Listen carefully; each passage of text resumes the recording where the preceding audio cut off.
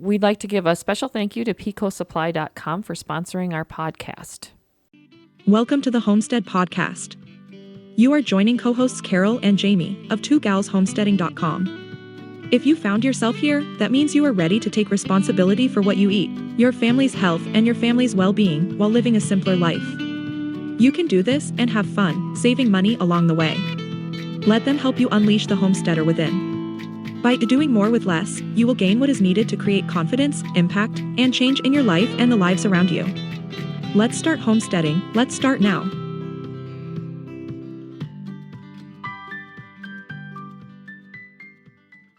Hello, Jamie. Hi, Carol. All right. So here we are again. Another week has passed, and Yes. we are going to continue with our food preservation.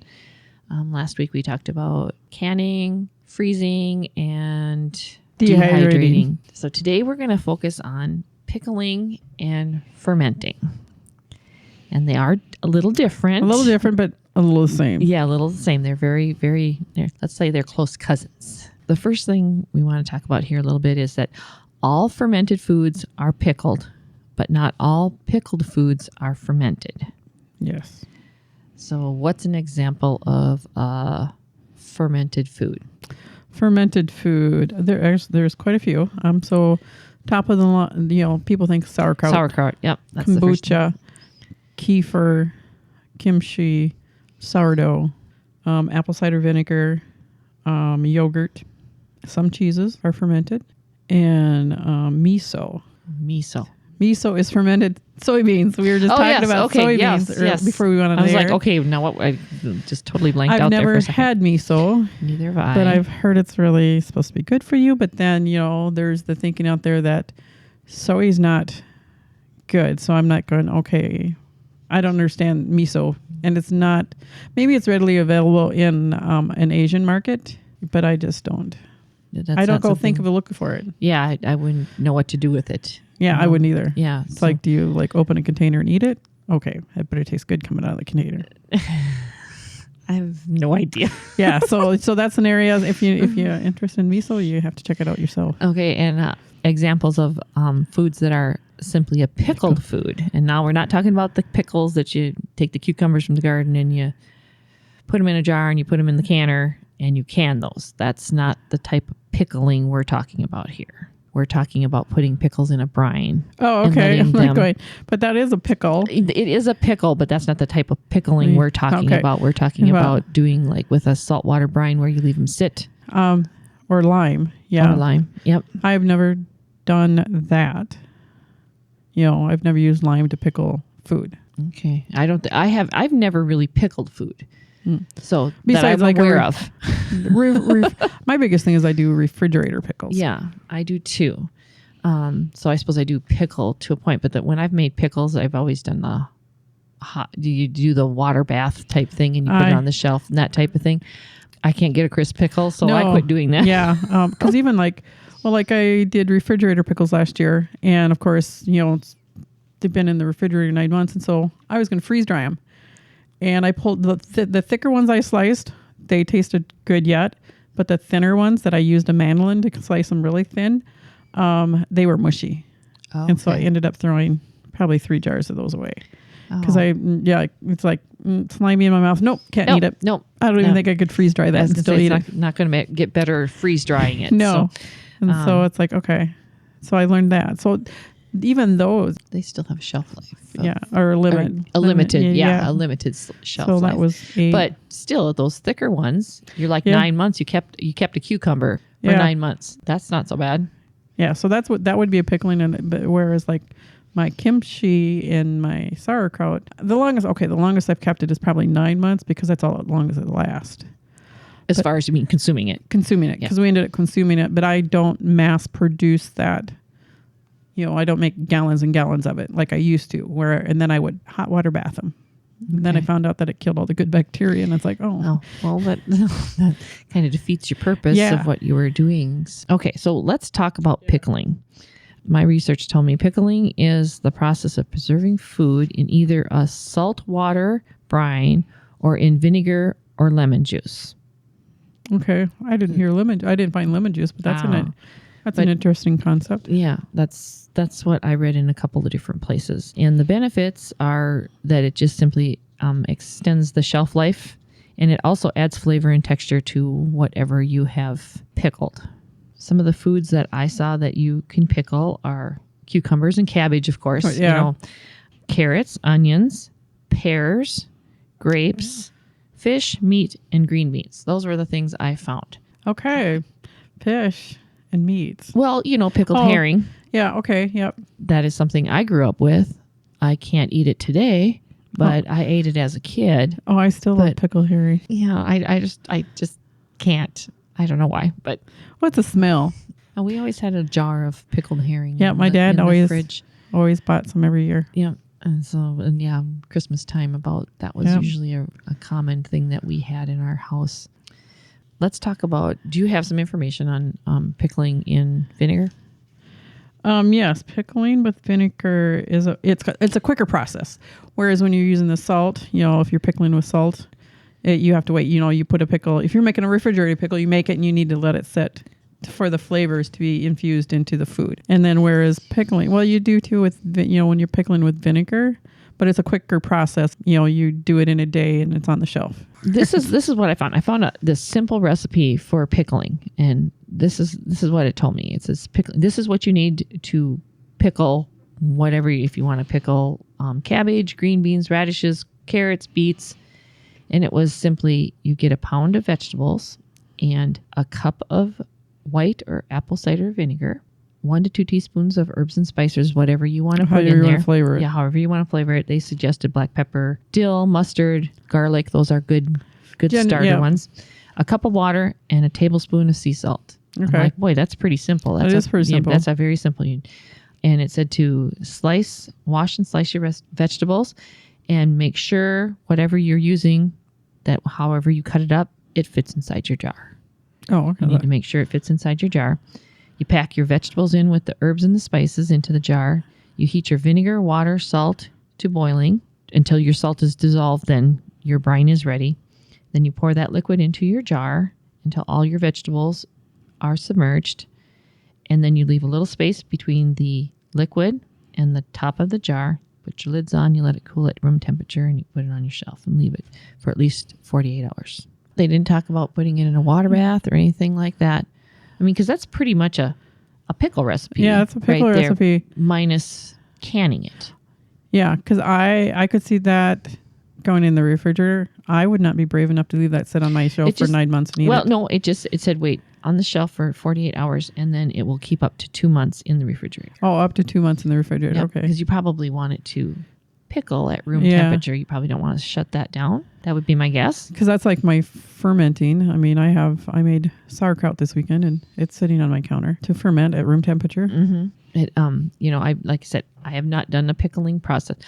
Not where I thought of it this way. It's a little confusing to me. Yeah, the difference between that and what you're pickling with vinegar. Yeah, because this one actually uses vinegar and salt. Most pickle recipes do have vinegar or sugar in them. Because, like you think of the pickles I've made, you've put some sugar on it, depending on, if it's a bread and butter or if it's a sweet pickle versus a dill pickle. Yeah. Anyhow. So, do you have anything else you learned about pickling? Water is important. The type of water you're using to. Oh, okay. You want to make sure if it's hard water or if it's heavily chlorinated, you need to you either buy distilled water if you have heavily hard water. We have in this area we have hard water. I don't know if you have hard water here at the farm. Yeah, we have hard water. Well, everything's softened out here because we have softener, but we have a lot of minerals in our water. Yeah, so Kirkhoven does too. Where is it? I got to find it in my note here. Or you can bring your tap water to boil for 15 minutes, cover, and then let it sit for 24 hours. You will detect a scum on top and a sediment in the bottom. Skim off the scum and pour the water into another container, leaving the sediment behind. So that's a way to purify your water, I guess, to make it. Because I know the chlorine will soften. That's one. If you have issues with, if you are canning them, they say is that one thing if you got chlorinated city water.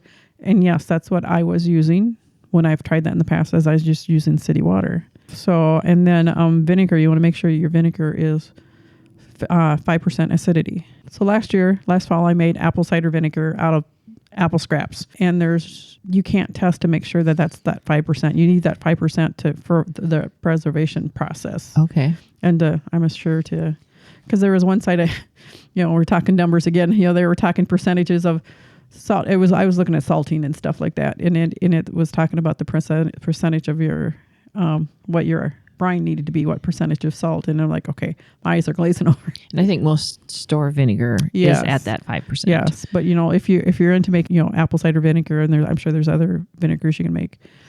You need to make sure that it's 5% if you're going to preserve food with it. Okay, that was one thing that strength. Okay. Yep. And then your salt. Your salt is important too. You want to make sure that it doesn't have any anti-caking things in it to keep it from sticking together, or it doesn't have iodine in it. Yeah, I was gonna say, I know you need to use a pickling salt. They sell pickling salt. There's sea salt, Celtic salt, Himalayan salt, kosher salt, or what they call canning salt. Yep, pickling and canning salt, I believe is what they call it. And so that doesn't have any of the iodine or the caking. And then they were talking about like kosher salt is a bigger grain, because I know you cook with kosher salt. And then if depending on your recipe, if you're measuring a teaspoon or a tablespoon of kosher salt versus fine ground sea salt or whatever, your ratios will be different because of the size of the grains. Oh, well, I hadn't thought about that. I hadn't either until I read that today too. It's like, okay. And I do, a lot of times I will use pickling and canning salt, especially like in my sauerkraut, my fermented foods, because I taste the difference.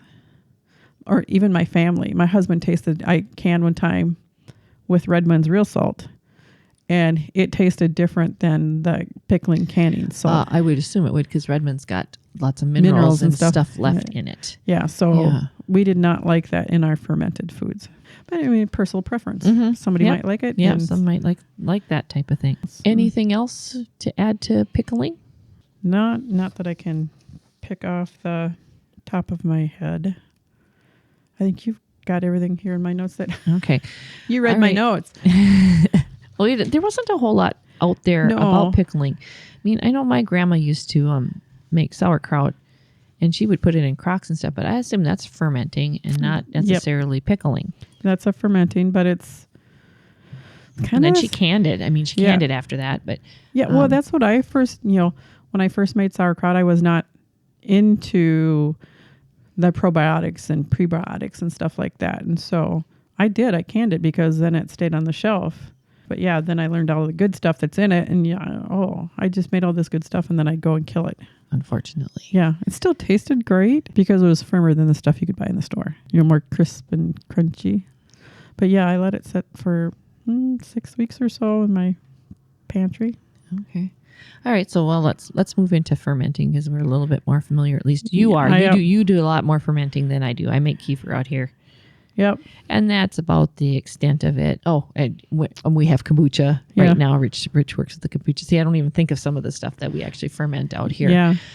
Well, before we move on to our next topic, we are going to have a short word from PeteCoSupply.com. Family-owned PeteCoSupply.com brings small-town customer service to their online farm store. PeteCoSupply.com specializes in automatic waterers from top brands such as Miraco, Jug, Franklin, Trojan, and Ritchie, as well as other products for your operation. Find your farm supplies and automatic waterers at PeteCoSupply.com. That's PeteCo Supply.com. PeteCo Supply. Let's talk about fermenting, and I'm going to kind of let you take the reins on that, because you do it more than I do. Yeah. And so I listed earlier the common foods usually thought of as fermented. The most popular or common fermented foods are the kimchi, the kombucha, sauerkraut, yogurt, miso, and some cheeses, like Parmesan, any cheddar, and then a sourdough and an apple cider vinegar are all fermented. And so is kefir. Oh, and kefir. Kefir, let's start with kefir. Kefir, since you know kefir. Kefir is a fermented milk product. You get kefir grains. I have no idea where kefir grains come from. That I can't answer either. I got mine from you. And I got mine from a homeschooling mom in Wilmer who advertised them way back in the 90s. And it was like, well, I shouldn't say, yeah, it was in the 90s. She had extra grains and she was giving them away. You know, I wonder if it's my friend, Jessie. That sounds familiar. She's got long dreads. Yep. Yep, that's my friend Jessie. Yeah, that's where I got mine from. Yep. Okay. Yeah, that's where they came from. Isn't that funny? And yeah, that's where I got mine. I shouldn't say the 90s because we were already living out here at the farm. So that would have been in the early 2000s. So that's where I started. Yeah. Find them. Usually you find them from friends that are making kefir. And because you're always having a customer coming along going, Jamie, you got extra grains? Yeah. Because the grains actually grow and multiply as you're using them. So you always have more. It's kind of like sourdough. Eventually you have too much sourdough, because you got your waste and all that kind of stuff. It's not quite the same as kefir grains, but there is water kefir too. Yep. There's water kefir and milk kefir grains. Well, no, I haven't delved into a lot of the, to making the different kind of kefirs. You can use the same grains to make water kefir, coconut kefir, but then every now and then you've got to take them and put them back in milk, if I understand and remember right. I had water kefir grains out here. We did not like water kefir, and they look different than milk grains. Yes, okay. They do. They're a little more translucent looking. We did not like it. I've never done it. Rich called them gerbil brains, if I remember right. I shouldn't say we like kefir. We tolerate kefir in our diets. I can't drink it straight up. That's not something I can do. I got to have something in it. It does not work for me. But I don't really like yogurt either. So yeah. So, but I can open a jar and chug it, and my husband just looks at me about gags. But I know, and I drink it for the health benefits, not so much for the flavor. And so back to the process. So you have to get some kefir grains. You can buy them online. You can buy dehydrated ones. You can buy freeze dried ones, but they don't multiply and grow. Like they peter out after about 7 gallons, I think. I was gonna say you can also buy just a powder and just put it in, and it's just a one-time use. Oh, okay. Where you don't have grains to keep going. Yeah. Well, I've seen it where you can do it. It's a freeze dried. I think it's freeze dried, and you can do it like yogurt, but then it eventually peters out. Especially if you're using raw milk. Yeah, if you're using raw milk. It peters out because the natural bacteria that's in raw organic milk will overpower the yeast and stuff that's in the kefir grains. Yep. So yeah, if you want to keep going, you really probably need to purchase kefir grains. Now, I've had some of my milk customers purchase kefir grains online. Okay. So from Amazon or other places. They tell me it comes in there's a powder that's supposed to help them grow and stuff. And I bet there is at least a 50% failure rate with those. So I don't know if they're just not doing it right or what. I've always dealt with live grains. And so I don't know, if somebody knows there's a trick to this or whatever, because I don't always have extra grains for my customers. I don't use a lot of kefir, and so I probably only feed mine once a week, once every week and a half or so. Mm-hmm. So they're not multiplying. If somebody needs grains, I need a couple weeks to really go through and beef them up and overfeed them. Right, exactly. That's kind of kefir in a nutshell. And we need to do an episode on just kefir, and utilizing kefir, how to make it, and because there's kind of a recipe. There's a ratio you need. Oh, there is? There is, yep. I don't know what it is off the top of my head, but... I know. It's usually, are you talking about it's a tablespoon of kefir grains per cup of milk or whatever it is. Yeah, I'm not exactly sure what it is. You have to wake up the grains, and there's a whole lot of stuff goes with it, but we should do an episode just on kefir and how to make it and how to use it and how to use it in your diet and other places. Okay, let's move on to another fermented food. Let's talk about sauerkraut. Oh, sauerkraut. I look at sauerkraut as one of the simplest foods to ferment. All you do is take a head of cabbage, and it could be just that basic. A head of cabbage in a jar. You can get a culture to help speed it up, or you can just use the salt and cabbage to make it. So all it is 3 tablespoons per the Ball canning book is 3 tablespoons of canning salt per 5 pounds of cabbage. And all you do is shred it either with a food processor or a knife. I do it with a knife because we like it a little chunkier. If you do it with a food processor, it's finer, of course, and it ferments quicker, I think, and can get soft. If you like the crunchy sauerkraut, you don't want it to let it ferment as long.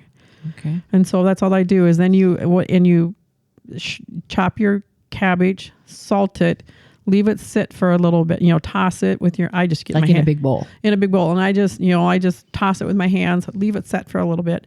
And then I start putting it in a jar. And then you're going to want something that you can get and push the cabbage down into your vessel. If it's a crock, it's real easy. You can use your fist, but I will use like half-gallon jars or a gallon jar. And I have a wooden, it has a name. I know what you're talking about, but I don't know what it's called. It's a wooden base. I've seen it done with a baseball bat, whereas they were doing a huge crock and they were using a baseball bat. But it's a wooden object. You can do it with a spoon if your hand fits in. Like my hand would fit into a gallon jar or into a half-gallon jar, no problem. If you're a guy, you're gonna have to figure it out. But you need something so you can push it down in there, and you put a few handfuls in and push it down. Push it down. Put a few handfuls in and push it down. Pack it into your jars, and then you want to leave it sit a little bit and see how much liquid comes up. And if you don't get, if it doesn't produce enough liquid by itself, you need to make a salt brine, and you need to top it off because you want all your vegetables under the water. And so I should have said the first thing you should is take a couple of the outer leaves off before you start cutting it up. Because once you get it all packed in there, and you want to leave a good inch to maybe 2 inches of headspace, and you're going to take one of those leaves and you're going to rip it, and you're going to use that to push all your vegetables under the water level. Kind of like a little cover. Yep. And then you're going to want to weight that down. Either you buy the glass pickling pebbles, they're called, to hold it all down, or this is how I started it, and I was taught you take a food grade Ziploc bag, fill it full of extra brine. And you weight down if it's big enough and you get a plate in it. If you're going to do a 5-gallon bucket, you put a plate in there and you weight it down. And you might need to fill either a quart jar with more water for a weight. Go out and get a rock. When I first did it, I went out and got a rock and scrubbed the snot out of it and bleached it and rinsed it off. And that was the weight on top of my plate. But then I did use like a gallon Ziploc bag on a 5-gallon bucket to seal it. And then weighted that bag down. And you want to put brine in that bag, not water. So if it pops or pokes a hole in it, that you're not watering down your sauerkraut. That makes total sense. If you're using a culture like I do now, it's done fermenting in 3-4 days on your kitchen counter, and you can take it and put it in your refrigerator if you're not going to can it. But if you're going to do it with just a salt and no culture, you need to leave it sit for 6 to 8 weeks. And I would start tasting it after maybe a month. Do you get any scum on the top? Yeah. Oh, yeah. It may develop scum, and it's a harmless yeast, and you just scrape that off and throw it away. And because of the bubbling process from fermenting, it will push food up. And so if some food comes, you want to check it every few days. If you got food that's coming up above the water line, you want to push that back down under the water. And if it starts to look funky, it's not bad. You just scrape that off and throw it away. So that's a different thought process there. Oh yeah, to watch that, and it's like. So this needs to breathe, just like Kefir does. Yep, it needs to be able to breathe. You can't seal it. Yeah, you don't want it sealed shut. No, you can't put a lid on it and forget it. And that's another thing. I put a tea towel over it. Like if you're going to do the 5-gallon bucket and set it on your back in your pantry or whatever, you're going to want to cover it to keep flies and dust and everything out of it. So I would always put a tea towel over the top of it. It just needs to be able to breathe. Yeah, it needs to breathe, just like kombucha if you're doing that. And then you can, so you do the 5-gallon buckets, and then you can go through the process of canning it and make it shelf stable if you don't have a refrigerator space. So now I choose to do smaller batches so that it can sit in the refrigerator. And you just do it more often. I do it more often, and I will do it with store-bought cabbage this time of year because I don't grow cabbage. I don't have the space to grow enough cabbage for our family. Well, and sometimes you just have to buy it, from the store or farmer's market or what have you. We should mention that we've been contacted by Holly Howe from MakeSauerkraut.com. we're going to do an interview with her here when we can get it scheduled. And she's sauerkraut making expert. I've listened to a couple of her other interviews on other podcasts. Oh, okay. And she's very interesting to listen to and teach us a little bit about the hows and whys we do what we do. And so she should be really interesting. Explain why I'm doing what I'm doing. That'd be funny. Yeah. Somebody, explain why I do this to me. I just do it because I was told to. This is how I was taught. This is how I was taught, and this is why I do it. Do we always know why we're doing it? No, not necessarily. So it should be interesting to interview her and see what good stuff she can tell us about making sauerkraut and fermenting some foods. What else do you want to talk about as far as fermented foods? Yogurt is probably pretty common, although people probably don't think of that as a fermented food. No, they don't. And it is. It's another fermented dairy product.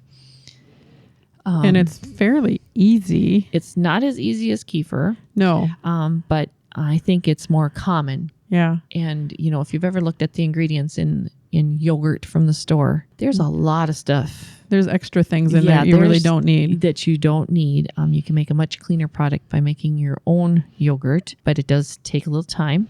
Yeah. And if you have an Instant Pot, I'm told that it's really quite easy in an Instant Pot. Yes, it is. I've made it in an Instant Pot with our raw milk. And it's a little challenging with raw milk. Yes, it is, because if you want to keep all the good properties of your raw milk, you don't want to heat that. Because they suggest you heat it up to, I believe it's 180 degrees, and then you bring it back down to about 110, and then you put your culture in, and then you let it cook away. Yeah. I mean, the Instapot, that was when I did it with the Instapot. I simply put my milk in, put my culture in, and I turned the Instapot on and let it do its thing. I did not have to pasteurize my milk beforehand, and you end up with kind of a runny yogurt when you do that. And so if you're looking for something that's thicker or whatever, I wouldn't recommend doing it that way.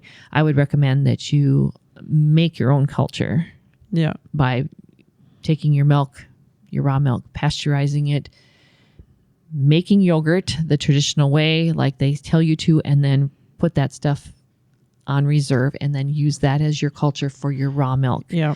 And then when you're running out, you make another batch or whatever. It does a little bit better, because when you just throw, like what I did is I simply bought Stonyfield whole milk yogurt from the store, and I used a portion of that in with my raw milk as my culture.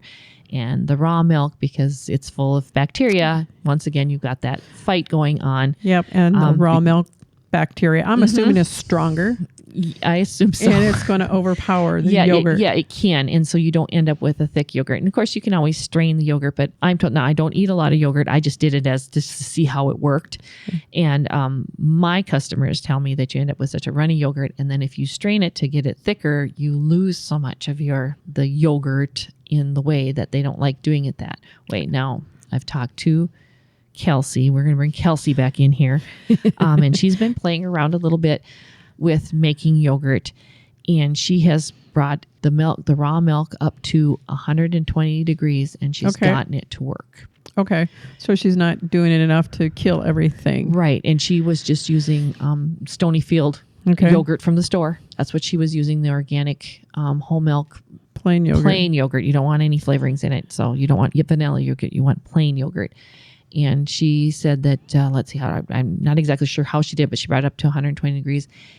And once she had it done setting, she put it in the refrigerator, let it cool completely down, brought it back out, and used her immersion blender and got it to be just as thick. She sent me a video, and it's just as thick as store-bought yogurt. Maybe not like Greek yogurt, but your Yoplait and all that kind of stuff. But even Greek yogurt, it's strained. That's why it's that the difference between regular yogurt and Greek yogurt is that they've strained out some of the way. Right. And so she was gonna write it all down for me, and life has gotten busy for her, and she just hasn't gotten to that. But totally understand that. And so she said she didn't add anything. As far as some people say, add some beef gelatin to it to help to make it thick. And she hasn't done that. She just did straight milk and this. And so it'll be interesting to see what her whole process actually was. Yeah. That's just kind of the highlights that she gave me. Oh, see, I can follow that. Yeah. Say, if you're into making yogurt, but yes, yogurt is a fermented dairy product. If you want to follow Kelsey or ask her some questions about her making her yogurt this way, you can find her at dffarmstead.com. And she's also on Facebook and Instagram under the same name. She's a nice resource. That's where I got my cottage cheese recipe that I like. And so that would be, the clabbered milk would be fermented. I would assume my clabbered milk. It's not a very common process. But you want to talk about easy. Clabbered milk is even easier than kefir. And I mean, it's just, once again, it takes time. Yeah. You think about it's like, if you want to make lasagna next week and you need cottage cheese so you have to take your milk out of your refrigerator now so it can clabber or ferment for 3 to 5 days. And then you need to bring it up to 115 to 120 degrees, strain it, and you have your cottage cheese. Now, it is a very dry cottage cheese. And so like I made lasagna with it 2 days ago. And so when I went to mix it with my eggs for my lasagna, I added some cream back into it because it was very dry. And I'm like, oh, that's not going to go very far. So let's talk about sourdough. There's another one. People probably eat sourdough. Yep. And I mean, sourdough kind of should give you a hint that that's probably a fermented food. Yep. And you can make your own sourdough starter with flour and water. I tried it once and got a mold. And so then I went, no, we're just going to buy it. So I bought one. I was reading somewhere that San Francisco, everybody hears about a San Francisco sourdough. It is over, I don't know how many hundreds of years old, that's where they started it. And they've just kept it going. That there is sourdough starters that are over 100 years old. And I'm like going, that's amazing. Yeah. But then I sit and think mine is probably 10 years old. Mm-hmm. And there's times it's going really strong, and there's times like now it's taking a deep sleep. Yep. Yeah, I've heard that too from people who make sourdough. They're like, okay, then all of a sudden it's like, okay, we're kind of sourdough'd out at the moment, but I will tell you that Kelsey, I'm bringing Kelsey back in here again. She actually sells dehydrated sourdough starter. Yep. And so if you're interested in that, she does have a farm store. And you can go to dffarmstead.com and order it off of there. I don't know how her supply is right now, but I do know that she does offer that. There's one place you can buy from a small business and not your big Amazon or whatever type thing. Let's talk about sourdough and what happens to it. Yeah. So when I bought my sourdough starter, it was a San Francisco and I can't remember, was it Dutch, Netherlands? They had mixed, this person had mixed it together. And that's great. When I bought it, that's what it was classified as.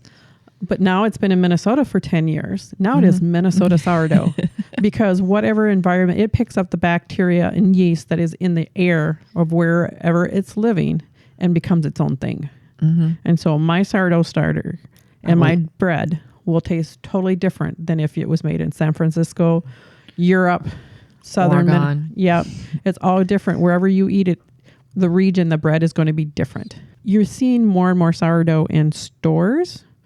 This is true. And but you need to truly look at it and see if it's truly a sourdough, because look at your ingredients again, and it should have water, flour, salt, and maybe some honey, a little sugar. It shouldn't have any words that you can't pronounce. You should be able to pronounce all those words, and it shouldn't have a handful of, it shouldn't have 10 ingredients in it. Okay, and just remember when they write enriched bread flour or whatever, there's a lot of ingredients listed behind that. I think they have to technically list that because it's part of the flour and probably part of your flour too that you use. Yeah, and I just don't know it. Yeah, you just don't know that. But keep that in mind. Yeah. Anything in a parentheses is included in that flour. Yeah, but it should be flour and then whatever's in that flour. But then, a starter, salt, water, is all. It's not 15 ingredients. And sourdough, most of your fermented stuff, like kefir and sourdough and stuff, it's usually something that your starter can be put to sleep. You mentioned putting it to sleep. It can be put in the refrigerator, but you can't necessarily forget about it forever. No. It's not necessarily that stable. No, eventually you need to bring it back out and it needs to eat. You can kill it. I mean, Jill Winger from our Prairie Homestead talked about last summer, her life was crazy and busy, and she apparently must have had hers on the counter, and she killed it. So she had to restart it.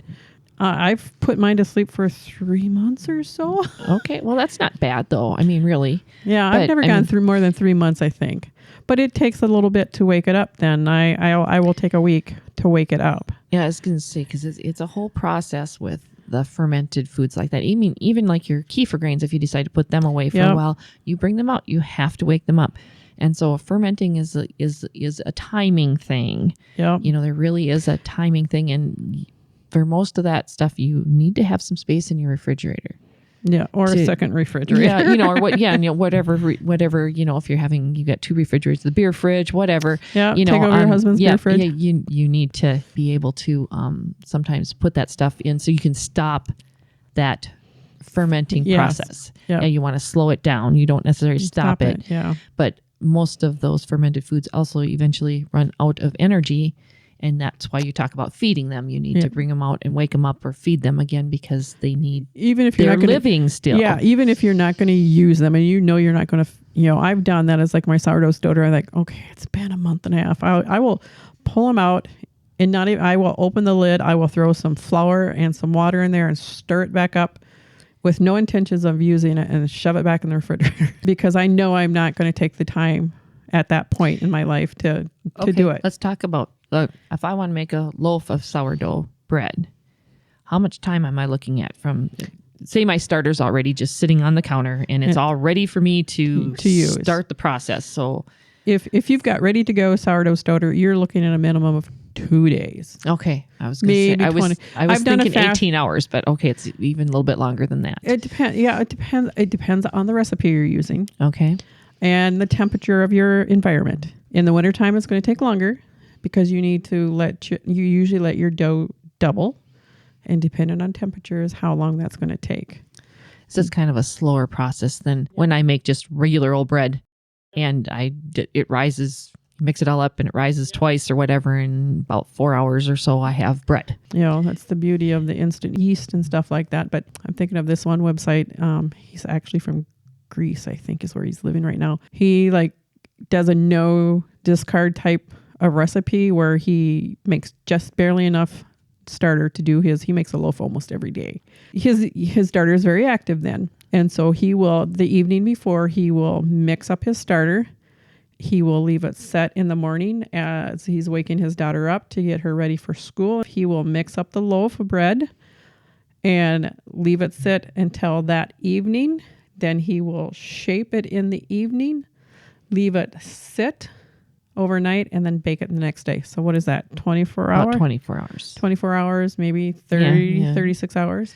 And so, it's not a fast process. Mm-hmm. And that's also is developing your flavors. And that's where you're getting the sour taste. Yep. And, you're not making a yeast breads per se, where you, like you said, you throw in yeast to help get it to rise. Yep. You're giving it time to develop its flavor. Yep. I mean, I've done that before where I've made an extra pizza dough. I've done this before with pizza dough. I make extra pizza dough. So I just throw it in the refrigerator and use it the next day. And I can tell that is actually aged a little bit. It's got a little bit of a soured more flavor to it because the yeast have been sitting there for a while. I didn't do anything with it. It's not a sourdough. It's just a basic pizza dough recipe. And it does taste different, and the dough does act differently too. Yeah. So basically you're moving towards a sourdough because I'm sure a majority of people have heard about the Artesian Bread in 5 Minutes a Day book. I don't know if that's the exact title, and the authors' names are blanking on me right now, but they say the same thing. It's where you're making up enough dough using yeast to make 5 loaves. And it's not that it's made in 5 minutes a day. It's like 5 minutes on hand time. So you mix up a master batch in a large container, put it in your refrigerator to rise, and then it will last like 2 weeks in the refrigerator. And so you've slowed down the fermentation process, even with the yeast. The day when you want to make, you pull it out, cut off a grapefruit size, and then you make a loaf of bread, let it rise, and then bake it. So it's basically the same concept. And they say if you don't wash that container when you go to make your next batch, over time, you will get a sourdough taste. Oh, that's interesting. Yeah.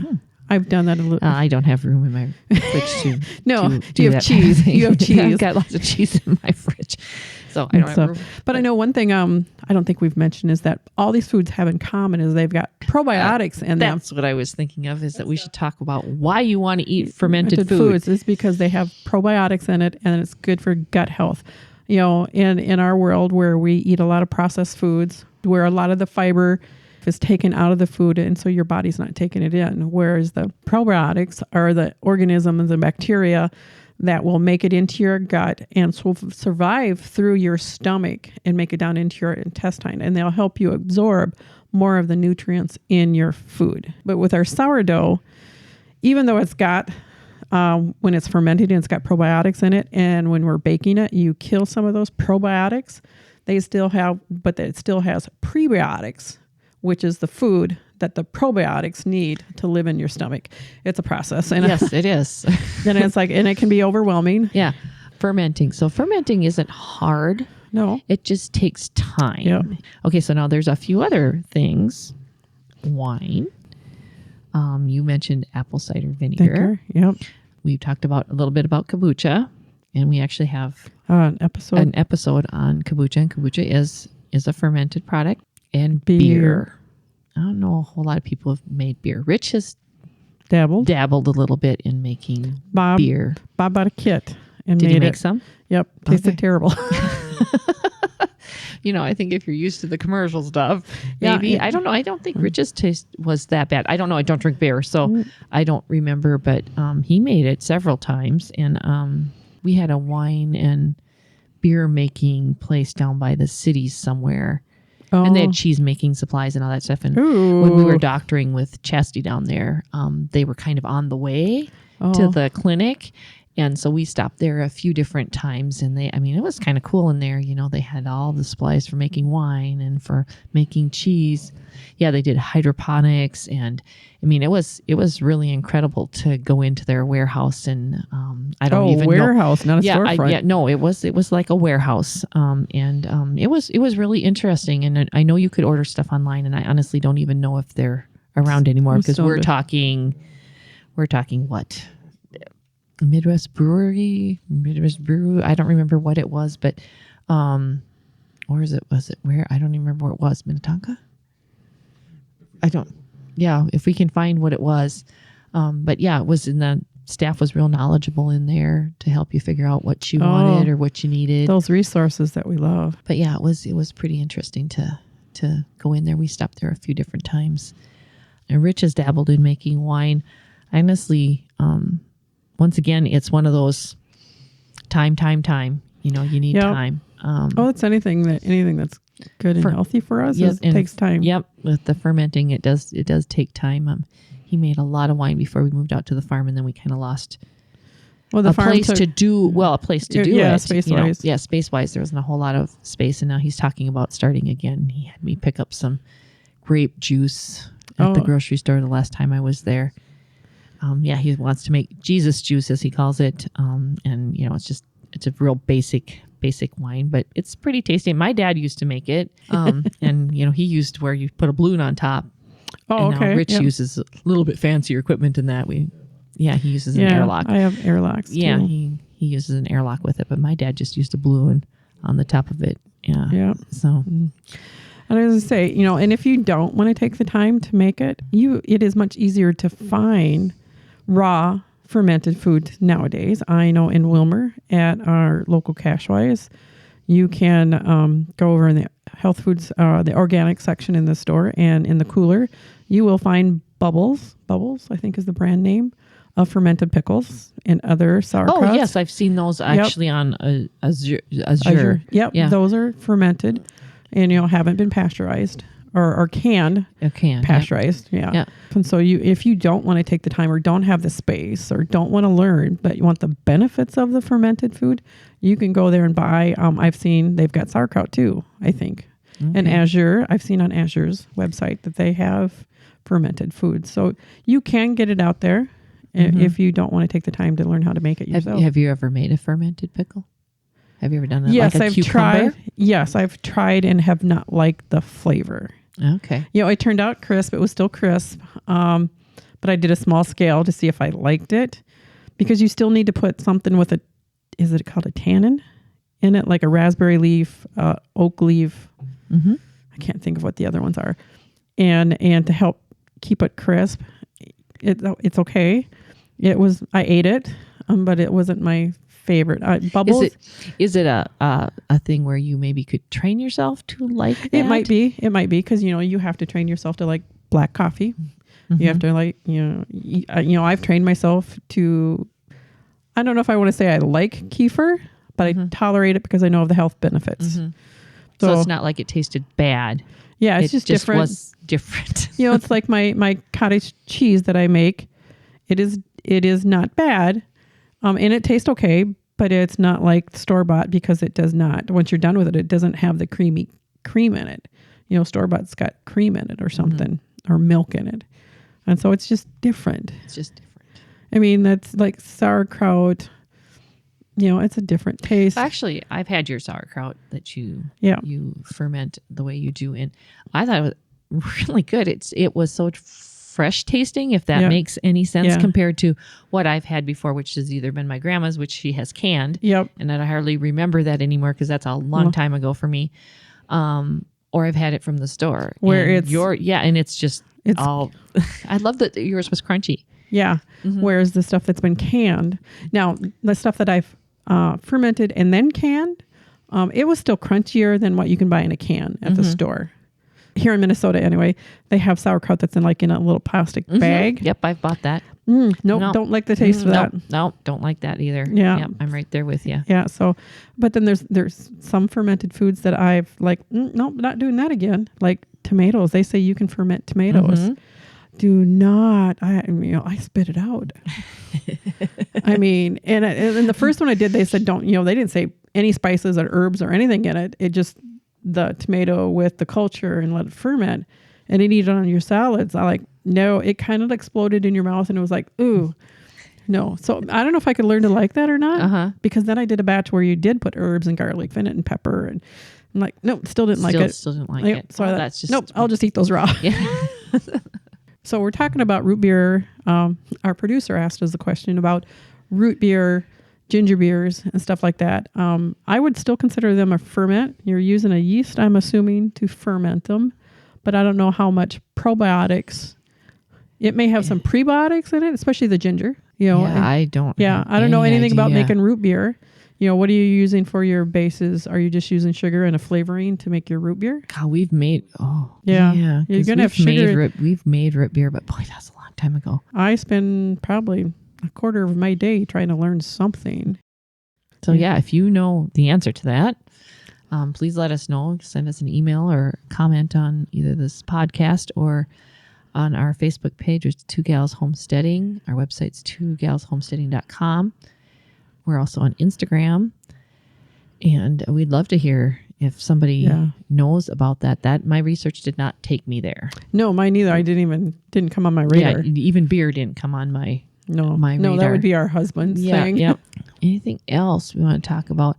I'm sure we've missed fermented foods, but I was trying to just kind of hit the high ones, the ones that are more common to think about. We hit the high the most common ferments, and of course we can't cover it all in our hour our 45 minutes hour that we stretch these out to do. Too bad we can't hear our producers comment in our ears. Would it be safe to say that you can probably ferment just about any vegetable out there? I would say you could. Yeah. So Holly Howe would be great. She's from makingsauerkraut.com. And that would be a great question for her. Okay, so we have talked a little bit about pickling, which I'm not sure we totally grasp that whole idea of pickling because we don't do a whole lot of it. No, we don't do it. I struggle with it, so I don't do it a whole lot. But fermenting is something that we do, and I'm sure a lot of you already do some of this stuff, and you maybe haven't thought about it as actually a fermenting process. I mean, if you eat yogurt, and that's pretty common in the American diet, yogurt is. So I think we will end this here. We still have at least one more episode that will be about food preservation. We'll be talking about freeze drying. We both have freeze dryers. We'll be talking about what we do and how it works. It's probably the most expensive way to preserve food. That's $3,000. Yeah, it's not cheap. But in the long run, it probably Over the years. Yep, it'll pay for itself. But we'll talk about that Next another week. time.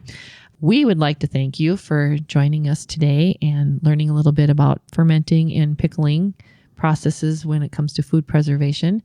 You can find us at 2galshomesteading.com, 2Gals Homesteading on Facebook and Instagram. If you enjoyed our episode, please share it with your friends. Please leave a comment, like, Thumbs. I don't know. a Is there thumbs up, a thumbs up. know. I don't know. And let us know that you like our podcast. And if you have suggestions or questions, please let us know. Yes. Can they go? Let's ask our producer. Can they go to our website and leave a question there for us? Yeah. Okay. So we're told that there's a place to comment on every post. So feel free to do so we can check and we're looking at doing a question and answer type that we'll collect the podcast. answers or questions that you have for us, and then we'll try to answer them as best we can. So thanks again for joining us. We'd like to give a special thank you to PeteCoSupply.com for sponsoring our podcast. So until next time. Put some kefir on it. Thank you for listening to the Homestead Podcast's latest episode. Your hosts, Carol Radke and Jamie Kappas, are 2 Gals Homesteading. To learn more, go to 2galshomesteading.com or the 2 Gals Homesteading Facebook page at facebook.com/2galshomesteading. Editing, audio production, and marketing of the Homestead Podcast is the responsibility of Media Trendsex. The Homestead Podcast is an audio product of Media Trendsex, a limited liability company, based in Minnesota, USA.